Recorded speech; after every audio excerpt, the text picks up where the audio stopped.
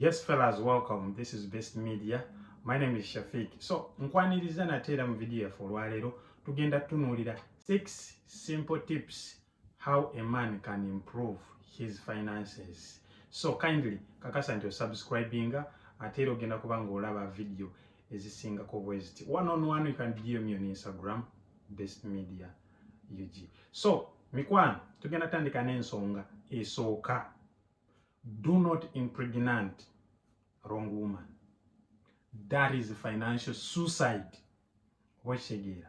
So omusajja kasaka kutanda funisa omukazi omukyamu olubuto oba n'akuzaalira, that is financial suicide.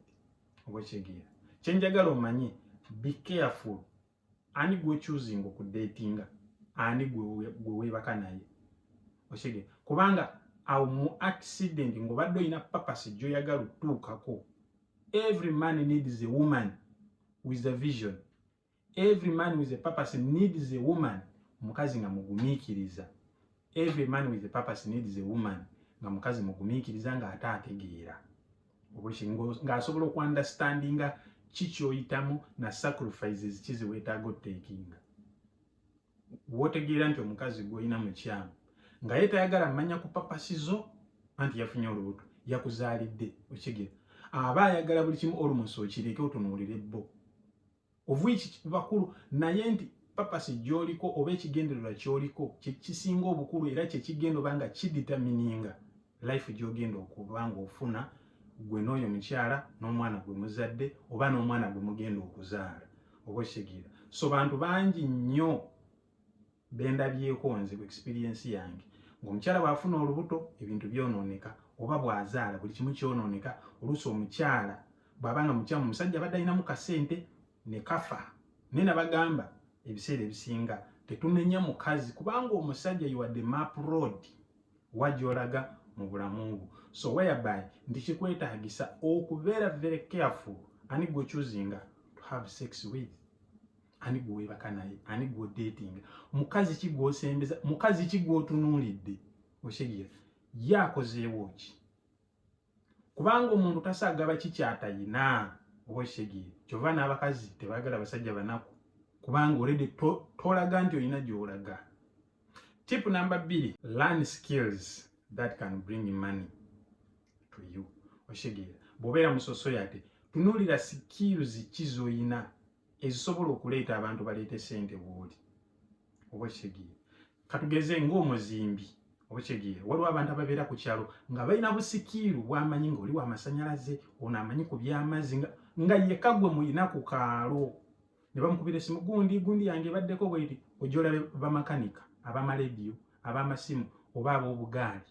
Oba okitegeera. Evo osanga alina ky'akola kubanga yaliwo yekka mu kasoso yataako. Kati gwe bw'oba tolina sikiiru tunuulira mu society kiki ky'osobola okukola nga buli kanaku kisobola oleeta ssente w'oli awo. Oba okitegeera. Nga tosituse genda zino naye ng'abantu be baleeta ssente w'oli. Okitegeera. So ekyo tukiyita funnel in business. So olina okuba nga olina funnel nga yeereeta ssente magnet ng'abantu bajja kujja w'oli. Okitegeera. Ekyo kijja kuyamba okuba nga oyingiza ssente. Ensonga namba 3, take ownership of your business oba take ownership of your career. Okitegeera. Bw'oba omanyi nti olina career gy'oyagala otuukako gy'oyagala, take ownership. Teweesaasira ne oba nga olina abakozi. Okitegeera. Omukozi muyambeko atuuke ku ki ky'oyagala. Push them naawe weepushing. Oba okitegeera. Make decisions. Okitegeera. Ate making sure nti bakola ekintu nga bw'okyagala the moment nga bw'okirowoozezza mu mutwe kive nga kiri perfect. Bwe kiba kyetaagisa kyekwatiremu. Tip number 4, learn to say no. Okitegeera. In your career ne mu sente zo. Oba okitegeera. Oli ajja kujja ng'olina bintu by'oyagala okukola, oli ajja gandi waliwo ddiiri ekola bweti ne bweti ne bweti. So bw'oba toyize gamba no nti nedda sigenda kikola, then kitegeeza nti sente zo gy'ogenda oziteeka ziyinza okufiirayo oba n'okolerayo loss nga kye wateekayo n'ojjayo kitono okusinziira kye wali osuubira. Okitegeera. Kyova ngamba nti olina taking ownership in your business whereby nti bw'oba olina ssente z'ofunye ng'olina gy'ozijje Oshegira oli nakubalira deal osobola ogana nogamba zino sente kanzongere mu business yange kuba njagala tuuka wano business kubadde nti eri stable n'ojongeramu neddamu negejja obashegira so ku bintu ebimu decisions ezimu igogambako nedda mulimu abantu abamu nga kyebamugamba nga ye kugamba balowooleza mulowooleze obashegira olwayinza oleeta idea mu butuufu noga idea nayinza oba ennungi naye kansooke njiwemu time ginoonyereze kunoonyereza ku kikyakoze bw'omala ozuula noga naye okusinziira ku kyenjira tekijja kukola oba kigira gigogamba nedda oli ne bwaba ng'akusabye sente ng'azirabako ne nkubadde mugambye nedda tewali sente oba kigira kubanga bano abantu abakusaba sente singa sente zino ozireka ne bazitwala n'otatuuka ku kigendererwa kyadde same people abagenda okusekerera so mu business olina taking a risk olina taking a sacrifice abantu abakuliraanye balina okubonaabona gw'osooka otuuke w'oyagala then ojja bajjukira oluvannyuma kuba singa totuuka nabo bennyini ate bajja bonaabona mu bone mwembi it is better n'obalumyamu akatono n'osooka otuuka gy'olaga then n'obakima ng'olina w'obateeka.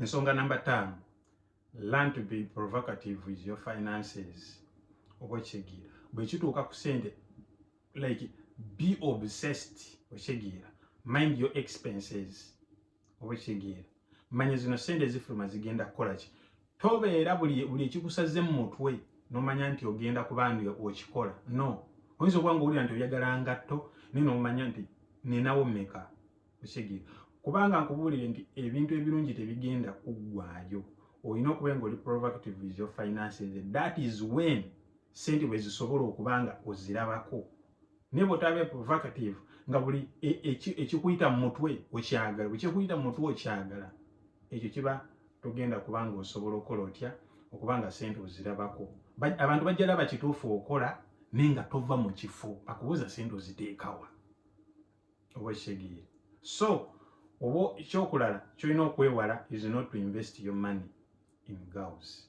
Namba 6 investinga sente zo mu bintu ebireeta sente oyinza okugula ettaka n'oddamu n'olitunda oba kitegeera oyinza okugula ebintu katugeze ebintu ebivaamu sente ng'omanye nti bwengula kino ekintu oyinza oddiringira mu bikadde oba kitegeera nga bw'olaba abasajja abamu abatunda ebintu ebikadde babigula ku layisi ne baddamu ne babitunda sente ziba tezifudde kuba ekintu tekifa oba kitegeera so yiga bizinesi ezireeta nga bw'olaba zisaaluuni abakyala bakola abo ab'enjala baani bonna so kijja kuyambako kubanga sente zino ndi oziteeka mu kintu ky'omanyi nti kigenda kuleeta sente oba kitegeera so fellas kyenjagala weewale lekera okukwata sente nga ozinvestinga mu bakazi oba kitegeera abakazi bajja kujjamu buli kimu okumeekereze nga toyina ate otandike bakolimira amazima agali ebikolimo tebijja kubakwata wabula manya gwani kiki oyagala okukola then bwekituukako then n'abakazi abasigadde